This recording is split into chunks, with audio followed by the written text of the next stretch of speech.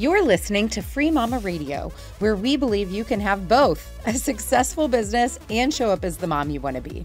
I'm your host, Lauren Golden, a mom who built a full-time income working part-time hours. Now, I help other moms like you learn how to work from home on your own terms, take control of your schedule, and make more money so you can live a totally awesome, guilt-free life. I am on a mission to make sure that no mother has to choose between family and financial stability. So if you've been wondering, can I really have it all? This podcast will give you the answers. Welcome back to another episode of Free Mama Radio. I'm so excited to have you guys here with the amazing Jennifer Grayeb. She is technically my most recent hire in terms of people who support us at Team Mama and help the Free Mama grow. She is the CEO of the Nimble Co., a consulting group focused on helping online business owners such as myself better understand their numbers so they can make data-driven and profit-generating marketing decisions. That is a mouthful. The way I like to put that, Jennifer, is that when people go, I really want to know if this marketing strategy is effective. Is it working? Are people buying? That's the problem that Jennifer solves for me, but she puts it much more eloquently. She recently left her senior strategy role at a Fortune 5 company where she had 6 roles in just 7 years. As I told people on my Instagram earlier today, as I was trying to get them to join us live, you're a smart cookie, my friend. So I'm excited to learn from you today. While she was in that role in just 2 years, she built a productivity blog that reached over 2 million page views per year, which she went on to sell. In every role she's had or every company she's owned, one thing has been consistent. She delivers results without working 80 hours a week, which is super in alignment with the free mama mentality that you do not have to hustle to have financial stability. Now she helps others do the same with one of her best kept secrets, data. Jennifer, welcome to Free Mama Radio. Thanks for having me. I'm so excited to be here. Let's get started with the Fortune 5, because I think, that was probably like peak of your career, your employed career. Is that fair to say? Yeah. So how did you get there? And what were we doing, like 5 jobs, 7 years, but like 6 roles in 7 years? One of the things I see with free mamas is being afraid to pivot or like being afraid to even start until we have everything figured out. But like 6 roles in 7 years, like what? I mean, that seems a little opportunistic, my friend. And I mean that in the best possible sense of the word. Like you're clearly a problem solver.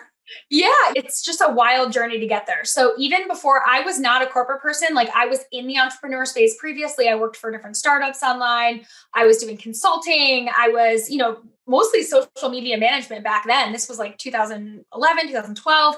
And I was just getting burnt out, right? Like I had just gotten married. I was doing social media and community management for a startup. And so one of the founders was like a night owl. The other was a morning bird or whatever you call it. And so I was literally working around the clock, right? As soon as one went to bed, the other was waking up and my phone was never stopping.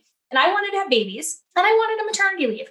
So I was like, I'm going to go to corporate, right? I'm going to get this awesome cubicle set up and I'm just going to coast and just pop out some kids and then go back to this business world, right?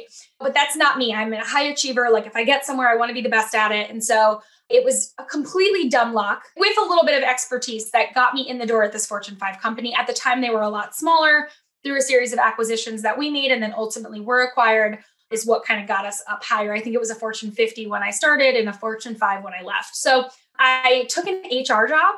It was a community management within HR. So anybody that took a learning course, it was like engaging them to make sure they actually kind of stuck with the learning. And I was like, yeah, I can do that. Now I live in Connecticut. There's not a ton of social media people here at the time back in, 2012. Plus I had health insurance license at the time. I had this weird background that just made me like uniquely perfect for this role. So I got in knowing nothing really about corporate, knowing nothing about what I was doing outside of like the community building skill, got in and I heard there was this thing called the top 200. And I was like, well, I want to be a top 200, right? It was like the top 200 leaders in the company. So all of a sudden I became obsessed with HR. I started learning a lot about learning and performance development and all the things. My goal was always learning. What can I learn? How can I solve problems? How can I add value? Kept getting promoted really, really quickly. I had my eye on this one particular prize of a role, had my 2 kids, was doing all the things, got to like almost the dream job and realized it was not at all what I wanted. Like I was watching these women around me. One of my mentors actually got cancer and passed away.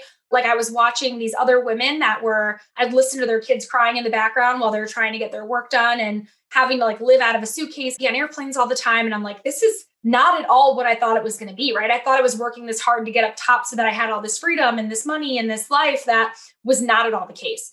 And so I was overworking myself. My thyroid, I have Hashimoto's. So my thyroid actually started to die. And I went to the doctor's office and he was like half your thyroid is dead. Like, my hair was falling out. I was having all these issues. And he's like, what is happening? And I'm like, I've got to do something. So at this time, like I had other businesses, which I had sold. I was doing nothing online. So I kind of got into a networking group, right? I invested in a coach and I found one client. And so I started doing some operations work with her. And I was like, wow, it would be really nice to be able to quit my job and just do this. And so I asked her, I was like, do you know other people that would want to hire me? And she's like, Jen, if you quit your job, I can fill you up. When you find a great client, like they can really help you out. And I was over delivering. I was doing a ton of work for her. So anyway, this was like January. I started working with her. By March, I was like, you know what? I'm going to take you up on your offer. Introduce me to a couple friends. She got me 4 clients. Literally four of her friends were like, I will hire you right now if you give your job notice. I gave my job notice in March. My last day was June 8th. I was fully booked out. The day I left my corporate job, I had secured $20,000 a month in income. So I thought, here I am, I'm living the dream now, right? My daughter's about to go into kindergarten. I'm going to get to be the room parent. I'm going to have all this freedom and flexibility. I overbooked myself. Okay. Before we get into like, I have so much I already want to unpack. So before we get into entrepreneurship phase 2, let's back up for just a couple of times because you said a couple of things that I think are really important. So you experienced burnout in your first iteration of being self-employed, but then you basically went back to a job where you experienced even more stress, it sounds like. Way more. So as someone who's been through that, like what are some of the signs and what are some of the things that you have learned to do to be proactive to not go back to that place? Because when we read your bio, we said like, you're doing this without having to work like 80 hours a week, which it sounds like now knowing your story is something you had previously experienced having to do. Yeah. Like what tips did you learn from that time in your life? Yeah. So for me, it's boundaries, like having really clear boundaries and not just like in the sense of, I don't work past this time, but like, I'm not going to make this my problem. Like I'm a very like empathetic person. And so when someone else is going through something, if a client is frustrated, even if it has nothing to do with me, I was someone that would take that on. Right. And that happened a lot in corporate. And so I think having those boundaries to be like, I can't control this. So it's not about me. Right. And like not being willing to take that on, I think is one big thing. And then the other thing that I really do, like I am not above giving a client a refund if they're not fun to work with. Like I am not above firing clients because I would rather make less money and work with people that are fun to work with, that appreciate what I do, that like I love to help, than to make money and be treated poorly or not happy. So I think that's something that I do differently. And then the other thing is like, I always try to over deliver. Anytime I think as a service provider that you're like working in someone else's business, like make it clear to them that you love their business, make it clear that you're trying to help.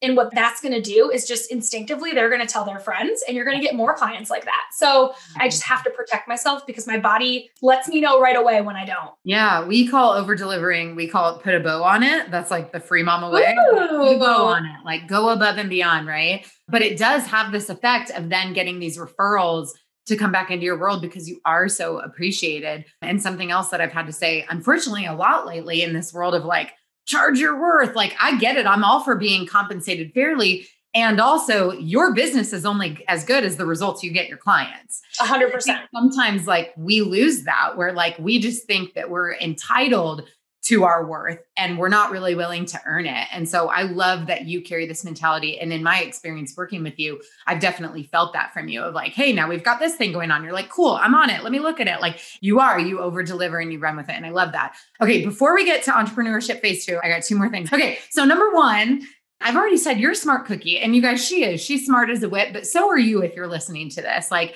you're a free mama, you are fully capable. You are also smart. But it sounds like you've been in several instances in your career, Jen, where you didn't actually even know what you were doing.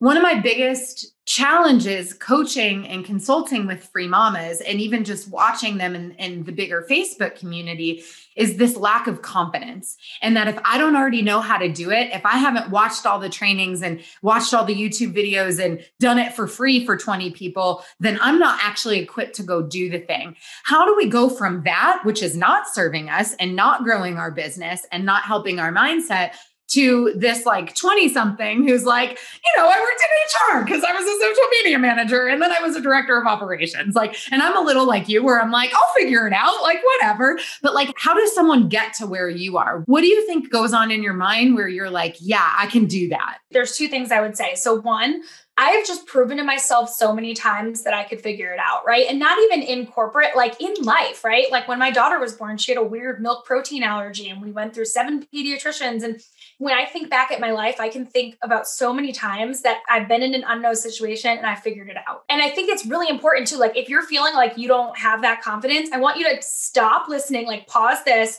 make a list of all of the times that you've had to figure it out, because I guarantee you are the same way. Like you have figured it out so many times and you just don't realize it. So the more I started thinking about that and like replaying that in my mind, I just built this confidence that like, I know deep down in my core, if you ask me tomorrow to like become a dental hygienist, which I have no interest in doing, but I guarantee you if I were to do it, I would be the best dental hygienist. You know what I mean? Because I would go in, I would figure it out, right?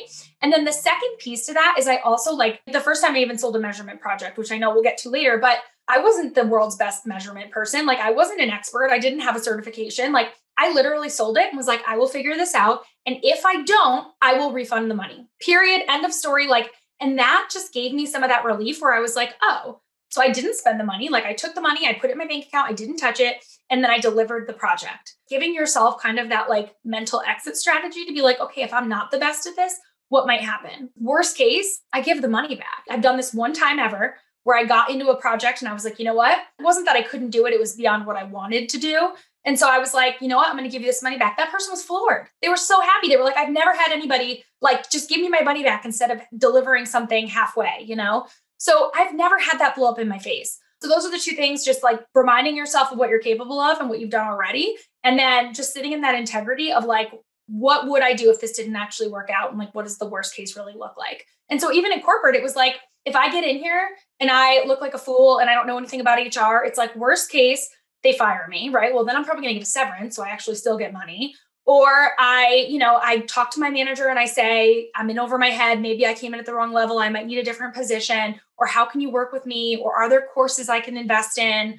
Like there's always an answer, you know? And like Lauren said, if you're listening to this, you are a smart person. Like people that watch anything that's like bettering themselves on YouTube or listening on a podcast, like you're a smart person. You have got this. And so that's just really what you need to believe in. Yeah, I love, you used a phrase that I use often. You don't have to know how to do everything. You have to have a willingness to figure it out. And that's what I see in you. Okay. So we've got this person. Was she already in your network, your first client, or how'd y'all meet? Yeah, we met in that network I invested in. So I invested kind of like your free mamas do. Like I invested in a coach. I invested in this network. She was one of the people in it. And the coach actually is the one that introduced us, even though we were both in it together. And I love that. So it's June. We've left our job. We've got contracts for $20K a month. And then I'm burnt out again. No. So here no problem. Yeah, exactly. Right. So I took on too much. I was being the overachiever again. I'm like, oh, all these other women are doing it. It's going to be great. No, like don't always believe the lies on the internet. So I secure all this money. I secure all these clients. And I had a couple of them were not ideal clients. Like they just did not treat me the way I wanted to be treated. And that's really where I learned that boundary muscle, because at one point I was like, again, it was a couple months in, and I remember I wanted to do this thing with my daughter's school and I couldn't because of something client related. And I'm like, the whole reason I did this was to be healthy and be available for my kids. And if I'm feeling like garbage again, then now I can't do the thing for my kids. Why am I doing this? Right. So I really had to like stop and assess. I started saying, I hate my business. And I kept saying, I hate my business. I hate my business. And so I had to stop and ask, okay, like you can't just hate a business, right? So what is it that I don't like doing? And I started to go through that and I started realizing what I like to spend my time on and the kinds of client work that light me up, and then what I don't. And for me, a lot of the things that I like are project based. Like I do have some retainer clients like you. Like if there's someone who's like a unicorn that I love working with, that I'm like, I believe so much in what they're doing. Like, but I always want that to be my choice. I never want to feel like I'm stuck, you know? So I built a model that allows me to do projects. And I think a lot of people feel like the only way you can have a reliable business is through recurring revenue and having retainer clients. And that is just not true. Like there are ways you can structure your business to work on projects. It's just a matter of figuring out what you like. I have friends that are the opposite. They're like, I hate projects. Like I want to be in someone's business. I want to be in it for the long term. Again, with me, I spend a lot of time thinking about what it is that I'm experiencing. How is this impacting me? What do I like? What do I not like? And so I have not burnt out since then. Like that was the last burnout of my story. I actually let go of some clients that were not in alignment with kind of how I wanted to be treated. I was doing like general kind of director of operations work, and I didn't love that ongoing work. I am someone, I always say, like, I love to build the platform for the train station and like make the initial schedule, but I don't want to manage the trains, like I want to get in and get out. So in being behind the scenes, I started to notice a lot of trends with data, and I would see these business owners make decisions without like actually bumping it up against the numbers. And so that's kind of how the measurement piece came about, because I'd be trying to like tell them why I thought we should do something differently, but I needed something to back it up. Right. Wow. So that's when I started getting into that world. And that's kind of how things started to change for me. Cool. Okay. So I want to kind of shine a spotlight on a couple of things that you do so beautifully and a couple of things you said so that everybody is really picking up these takeaways. Because it's one thing to be like, yeah, Jennifer is smart. She's so inspiring. Like, I love this story. But if you're not pulling out the pieces that make her amazing and her story awesome, you're not learning from this interview. So this will be obvious to some, but to others, like, I'm going to bang you over the head with it so that you can really take it away. Number one, self-awareness is huge.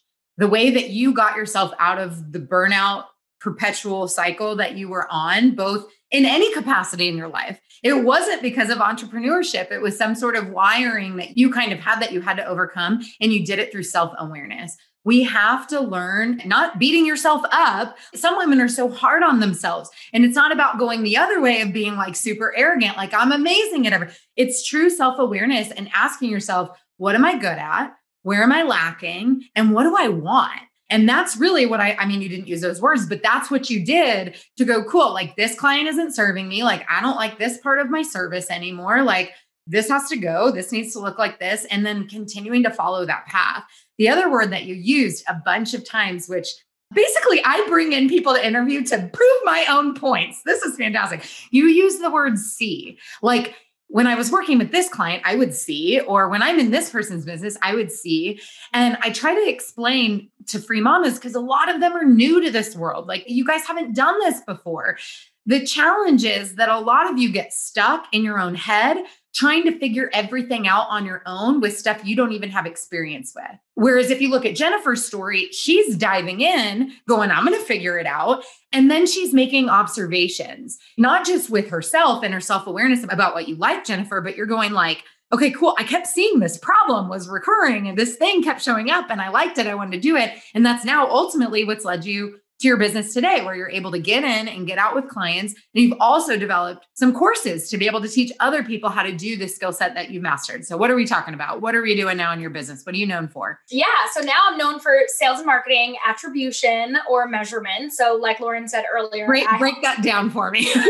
I help people figure out the results of their activities, right? So like, if you're running an online business or you're supporting someone that runs an online business, they're on Instagram, Facebook, YouTube, all the things, right? Clubhouse now. It's like, every day there's a new way that you can be out there marketing yourself. And most people do not know which of those things is actually helping them grow their business. And so they're continuing to do them all. And in some cases, sure, that might make sense. But for others, if you're spending time and money on something, you need to know what you are getting back from that.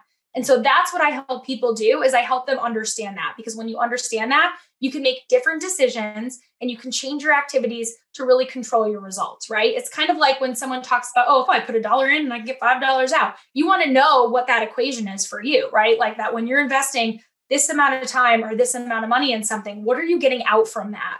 And again, part of that is I'm driven by not wanting other people to be burning out either, right? Like there is a lot of pressure to do all the things. And I find more often than not that most of those things don't need to be done. And everybody's different, right? Like you might be rocking it on YouTube and someone else might go on YouTube and totally, flop. For me, like my productivity business exploded on Pinterest. I grew 2 million users a year on Pinterest. I get Google Analytics on Pinterest and people are like snooze fast, I got like 2 clicks in 3 months. So I know the same strategies, but my topic just wasn't as popular on Pinterest. So that's kind of like the why behind it, is because I love being able to help people solve those problems so that they're not burning out, they're not wasting their energy, and they get to feel really good about what they're doing. I love that. I love that. So everybody listening who's been here at Free Mama Radio before knows that we're all about action taking tips and motivation. So I want to hear from you. Can you break down 3 tips for getting started with data? So this is for anybody who's in a business who just went, oh my gosh, I'm trying to do all the things. I don't know what's working. Like if that's you, listen. Or if you're like, I like data, like I'm a social media manager, or like this seems like something that I could provide in my freelancing business. This is also for you. Yeah, absolutely. So I would say, like Lauren just said, like you don't have to look at this through the lens of a client. Like start with yourself because you're your best case study.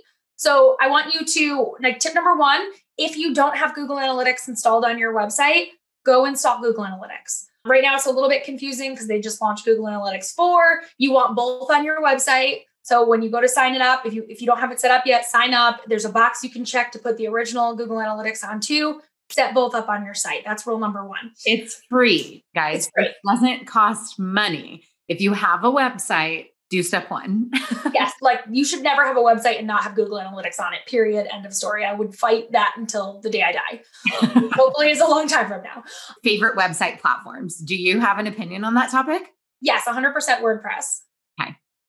.org, just to be clear. Yeah, .org, not the like jen.wordpress.com. Like .org, your own URL, WordPress. Lots of like Wix and Squarespace. And I understand it because the drag and drop feature and all of that, like it feels easier for someone who's new. But I say this in the 12-week program as well. Like it is the most comprehensive, robust option that you have. And partnering with Google Analytics is super smart to track your data. So what is number two? So tip two, once you have Google Analytics, I want you to let it collect some data for a week or two. It's not just going to suddenly have data in it. It only starts collecting after you install it. Let it collect some data for a week or two. Then I want you to go into it and look at what is called the source medium report. The way you're going to find that is on the left-hand side. There's going to be something that says acquisition. You're going to click on acquisition, all traffic, source medium. This report tells you where your traffic is coming from. So you're going to see a list. It's going to say Facebook, Instagram, YouTube, Google, whatever. And then it's going to say how many people came, how long they spent on your site, if they viewed more than one page. You're going to see all of that in one spot. So that is where you want to go because that's going to help you understand like which of your marketing activities is actually getting you people to your website. I love it. And tip number three?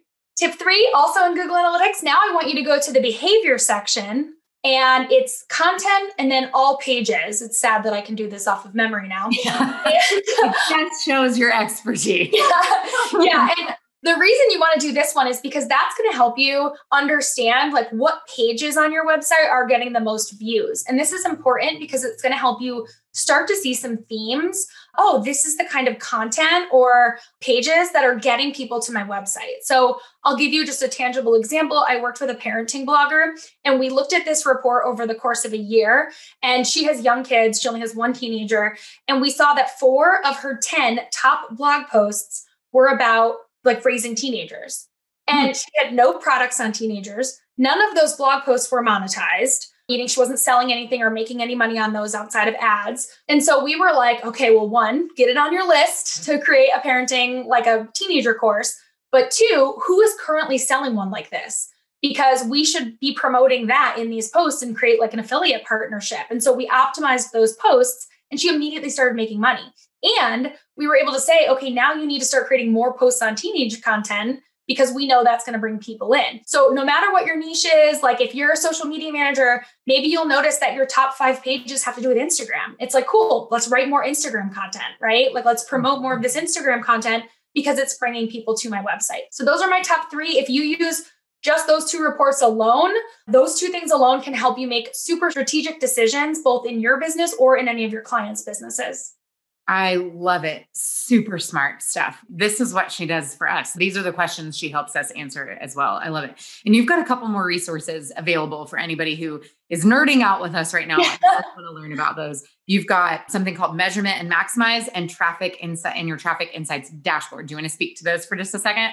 Yeah. So the Traffic Insights dashboard, like if you open up Google Analytics and it feels overwhelming, or you're like, I'm not really sure where to start. I know you mentioned those 2 reports, but like, I have this dashboard. It's super affordable. You get it set up in less than 10 minutes. It's basically a template. It pulls the data right for you from Google Analytics so that you can see it in a much more digestible format. And I have little action tips. So it's like, oh, if you see this, you should do this. It makes it just very easy for you to like start to get used to looking at data and having that drive some decisions.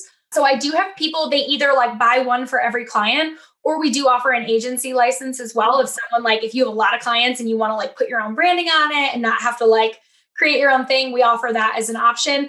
But yeah, I actually had someone who bought one for a client and it was it's $47 at the time of this recording. That's the price. He paid $47. He said to his client, hey, I have this report I can add onto your package. I'm going to add $50 a month to your package.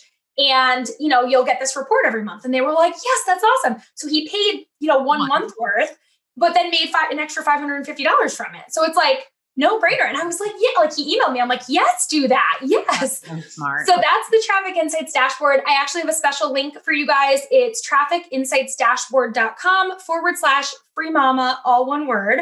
And you can learn more about that there. Yep. And then we'll put all the show notes in freemamaradio.com as well, if you guys want a clickable link. Okay, cool. And then the other one that I have is called Measure and Maximize. And that is an 8-week program. That one's really focused on people who want to do what it is that I do. This is such a needed skill set. Like, I'm not kidding. I am booked out through March. I took to turn people away. Like, there is so much opportunity in this space. And I think regardless of if you're, a website designer, a social media manager, an operations person, so many different service providers can benefit from this skill set because we're the ones that get asked these questions first and foremost, right? Like, I'm sure Lauren was asking these questions of her team before she went looking for someone that could help, because that's just what happens. So this program, we actually break down, we help you get confident about numbers, and then we actually have you build 2 different dashboards. So you're walking away having actually produced some dashboards. And I mean, I think you could confidently walk away and sell those for thousands of dollars because they're the 2 most requested dashboards that I get asked about. And so that one is measureandmaximize.com/free mama. Again, all one word. Lauren will link it. That's amazing. And Jordan Taylor, who of course is my assistant on Team Mama, is going through the Measure and Maximize program right now so that she can continue to assist and help make decisions that are strategic on our team. Because if you guys are working with entrepreneurs who are in scale mode and serving a broad audience, these are the questions they're asking. And so, Jennifer, I know that knowing this skill set and working in operations and then that kind of identifying, hey, I kept noticing these things and now building a business off of it and now being booked through March, what are some tips that you can give to people who are asking oh, I don't know, Lauren talks about retainers for stability, but I'm hearing Jennifer say it doesn't have to be that way. And of course, in this freelancing world, we always hear about feast or famine, which I don't subscribe to, and clearly you don't either.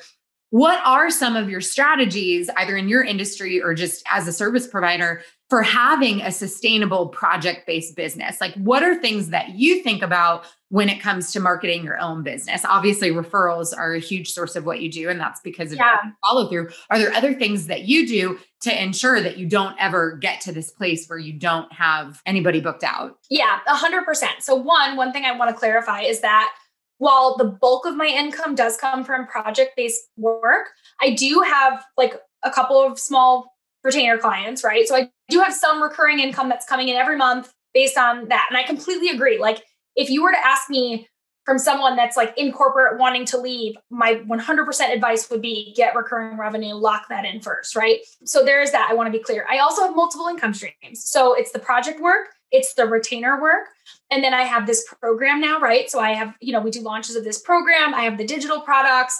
I get affiliate income, right? So I think it's really important if you are going to try to lean towards a project model to make sure that you have a diverse income stream, just because I've seen what happens, mainly because I came from the world of blogging where an algorithm change can destroy your business, right? So I just like the idea of having multiple streams. So there's that. And then also just I like numbers. So I will go into a spreadsheet and actually plan it out. And I'm a little bit of a risk taker. So I know, again, I just trust myself and that I'll figure it out. And so for me, I started getting more and more comfortable to the point that I just let go of one of my large retainer clients because I got to the point where I was okay, consistently every month, I am selling 2 projects. And I'm selling them ahead, right? So in January, I'm selling spots for February. In February, I'm selling for March. Actually, January, this time I was selling for March. So I'm just confident that next month, right? I know just based on the history that I will sell 1 to 2 more projects. So that's going to be my February income. So it's and even though those projects won't start until April. So I definitely wouldn't say I just woke up one morning and said, hey, I'm going to switch to this model and we're just going to be cool. My husband would have been what? Because to clarify, I have to work. I was the higher income of the 2 of us when we were in corporate. We need this money.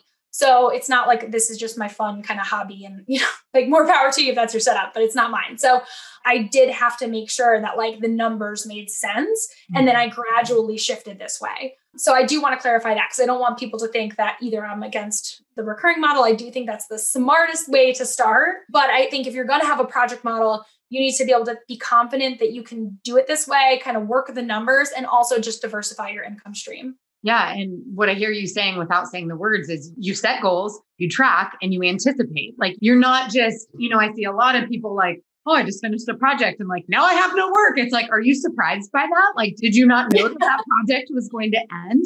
And I think we don't know sometimes. And I actually had a coaching call this morning where we had this conversation of like, the best time to get a client is right after you just got a client. Your confidence is high, but a lot of people don't do that. A lot of people go, cool, now I'm going to go focus over here because I have all this project work to do. So I'm going to stop networking and I'm not going to be talking to my network or meeting new people or getting visible online. I'm working on the project. And then all of a sudden we look up and the project's over and everyone's kind of forgot, you're not, I don't want to say not relevant, but you're not top of mind. People have not been reminded of you. So they're not thinking about your services. If you set a goal of like sign one new client a month, that can sound a little daunting, right? Because you're like, well, how am I going to find this client? What am I going to do to get the client? Set a goal of like one discovery call a week. That's a different thing, right? Like if someone were to say, you have to figure out how to get a discovery call today, you could do it. Just one a week. You're going to have one conversation a week with someone that could be a potential client. It takes the pressure off, but that's 4 calls a month, 4 opportunities a month